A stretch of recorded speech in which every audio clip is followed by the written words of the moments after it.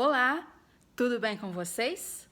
Eu sou Valesca, que tem formação em pedagogia, com mestrado e doutorado em educação pela Universidade Federal de Uberlândia, e estou aqui para discutir com vocês conceitos da teoria histórico-cultural e alguns resultados de pesquisa que podem ajudar a contribuir na operacionalização de vivências formativas que sejam conduzidas por vocês, supervisores escolares, na formação de professores dos seus coletivos. Eu espero que a gente tenha uma boa videoaula e que a gente consiga organizar essa videoaula a partir de 3 pontos principais. O primeiro ponto seria uma discussão sobre a concepção tradicional de formação continuada que nós temos e a organização dos coletivos dessa formação. O segundo ponto é trazer especificamente esses conceitos. A gente vai defender aqui e definir como central na nossa discussão 3 conceitos importantes. É o conceito de imitação, de vivência e de atividade de estudo. Todos esses conceitos, eles têm a matriz da teoria histórico-cultural, especialmente o autor Vygotsky. E, finalmente, no terceiro ponto da videoaula, teremos, então, a discussão sobre resultados de pesquisa sobre formação. Então, é isso. Esse é o desenho da nossa aula. Que ela seja produtiva, que ela fertilize em vocês pontos, contribuições importantes para que vocês deem continuidade a esse processo junto aos grupos de professores aos quais vocês têm essa responsabilidade tão importante de conduzir uma formação permanente. Obrigada.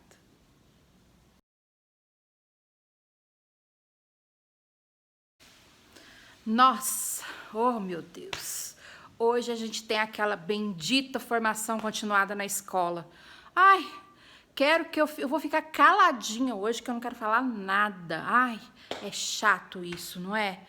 Ai, é assim, eu fico pensando, né? O que a gente não faz para garantir aí um incentivo à qualificação no final do mês, ou então pagar umas horas, né? Gente, formação continuada, ai, não sei para que isso, né? Por quê? Por que eu quero isso na minha vida?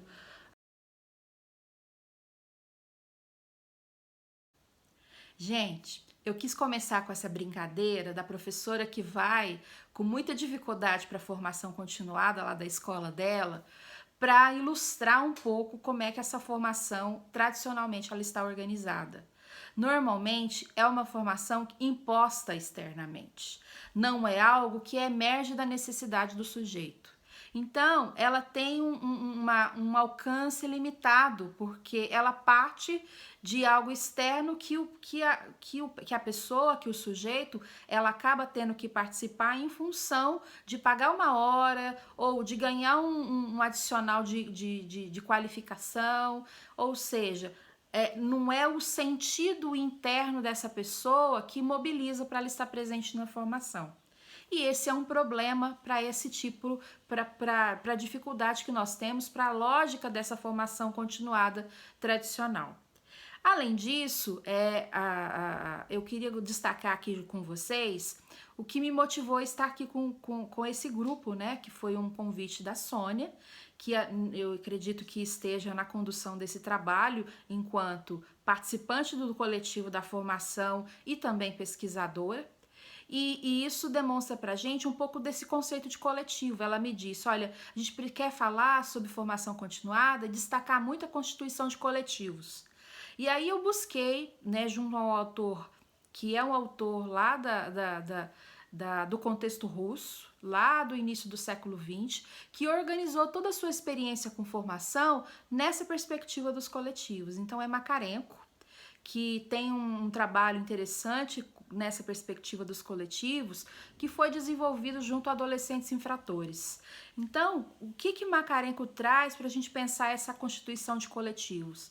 Ele defende que o pertencimento a um grupo é que organiza, que a gente pode dizer que é um coletivo. E esse pertencimento a esse grupo, isso por si só já vai fortalecer esse processo de formação. Então, é como se a minha presença não é só uma presença, é uma pactuação de objetivos comuns, é querer alcançar finalidades junto com os outros. É eu, enquanto conduzo o processo, mas o outro que participa também se desenvolvendo e também aprendendo junto nessa relação. E o que a gente observa em relação a essas características do conceito de coletivo de Macarenko é que a gente não tem muito isso estabelecido nos modelos tradicionais de formação continuada que nós temos. Porque muitas vezes quem conduz essa formação nem participa do grupo. Se ela não participa, né, a gente não pode dizer que a gente tem a constituição de um coletivo. É mais ou menos a minha situação hoje, né? Eu estou aqui para conversar com vocês, apresentar essa videoaula, discutir algumas coisas, mas eu não estou presente em todos os momentos do processo formativo de vocês, né? Eu não pactuei junto a vocês conteúdos que eu entendo com vocês nessa negociação coletiva que nós precisamos juntos construir um conhecimento coletivo, um conhecimento que vai me ajudar a mobilizar a minha prática e às vezes até a transformar essa minha prática, que é uma finalidade importante da formação continuada na área de educação, né? Esse desenvolvimento. O desenvolvimento na perspectiva histórico-cultural tem esse sentido de eu me movimento, eu altero uma forma de pensar e atuar que eu tinha anteriormente e eu me reorganizo completamente. Infelizmente, nós não temos modelos de formação continuada na perspectiva tradicional que tem essa finalidade, né? Então, é uma outra característica que a gente questiona desse modelo tradicional que nós conhecemos.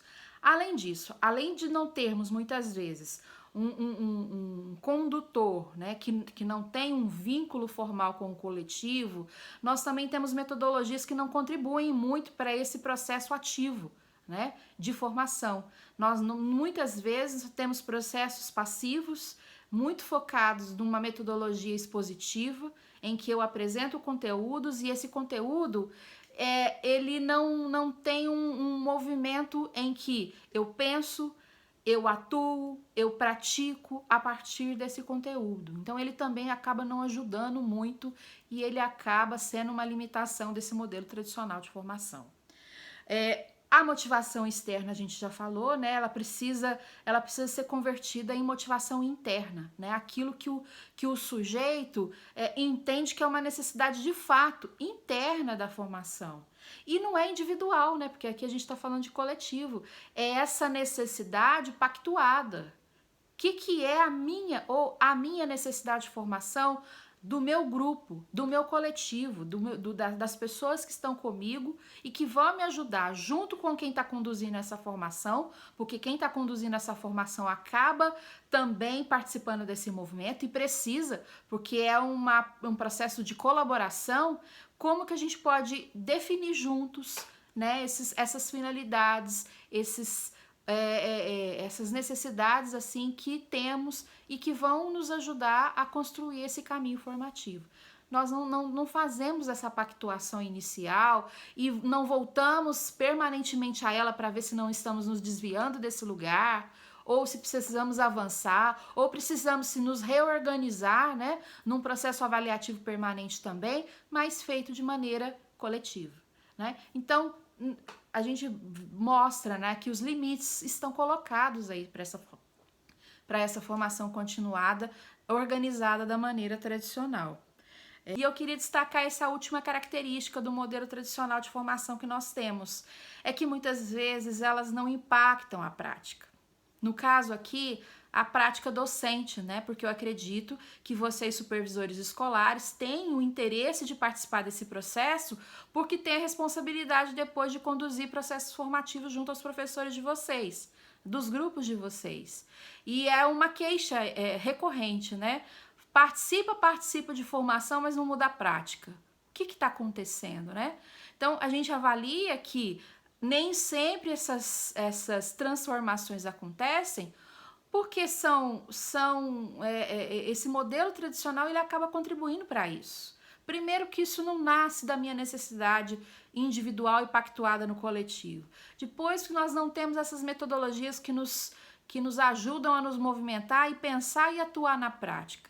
Então, tudo isso acaba contribuindo para essas pessoas envolvidas não se desenvolverem, não se transformarem, não mudarem a sua prática. Então, elas ficam eternamente participando de processos que não têm, na verdade, muito alcance.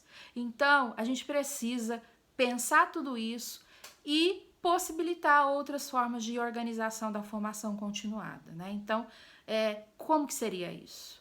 Como é que a gente, então, pode promover uma formação continuada na perspectiva da teoria histórico-cultural? É o que a gente vai falar daqui a pouquinho.